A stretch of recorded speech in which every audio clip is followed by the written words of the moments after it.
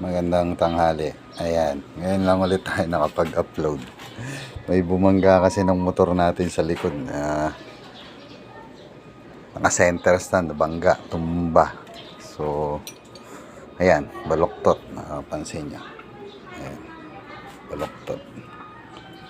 Napakainit ngayon. So, hindi ko na rin napansin na nahulog na pala yung nut nito. Tapos bumili tayo sa DNC sa left side ng brake lever. So ang presyo nito ay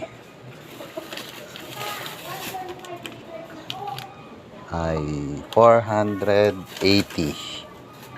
So ito yung address niya. Ganun nyo lang. I-post nyo lang para makita nyo yung address. Mga legit naman yan na original parts. So ikakabit natin tong bago ngayon dito. So ito, pusa na yung umangat kanina kasi wala na nga yung yung nut. So kakabit natin. So ayan, kung mapapansin nyo, ito yung diferensya. Yung bago yung nasa ibabaw. So kakabit natin. So, sa pagkabit na ito, makikita nyo to. Ayan. Yung pinakang gatilyo niya, kailangan ibabangga nyo dyan. Kita. Ayan. Ito siya. Ayan. Ibabangga nyo. Tapos tatapat nyo yung butas. Ayan. Kasi ito yung ating switch ng ilaw sa likod.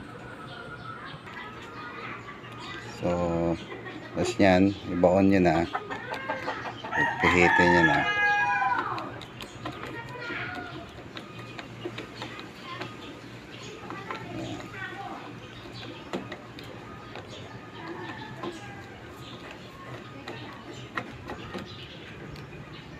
Yan.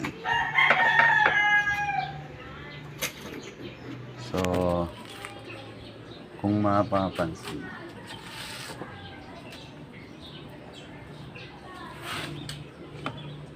ayan yung luma. Ito yung bumagsak. Ayos na siya. So nahulog yung nut dito So subukan natin lagyan lang ng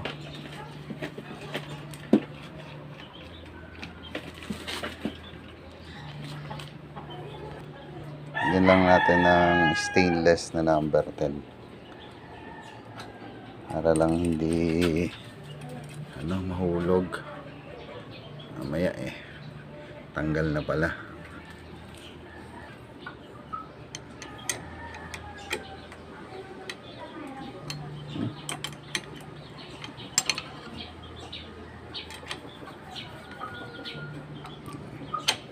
So ayan na. Ganyan.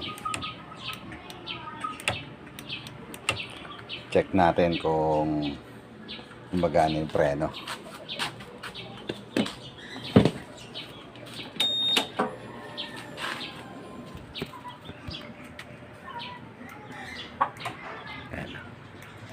Ilaw na. Ayos na siya. So yan, lagi tayo mag-iingat kasi nangyari dito, center stand to, yung pumarada patras, nakasakay, hindi tumitingin sa side mirror. Yun, dali niya. So 485.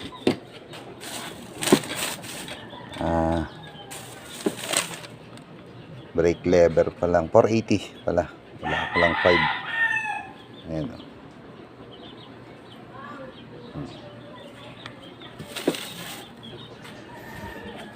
So yun lang. Actually bali pa nga. Napalitan pa rin yan. Okay, gawin ko muna ito isa. Ayan, left 485 brake lever, So, nagtanong ako kung may nut sila na ganito. Wala daw silang ganito. So, sakto naman yung 10 na G's stainless na lang lagay nyo para hindi kalawangin. Ilang. Salamat.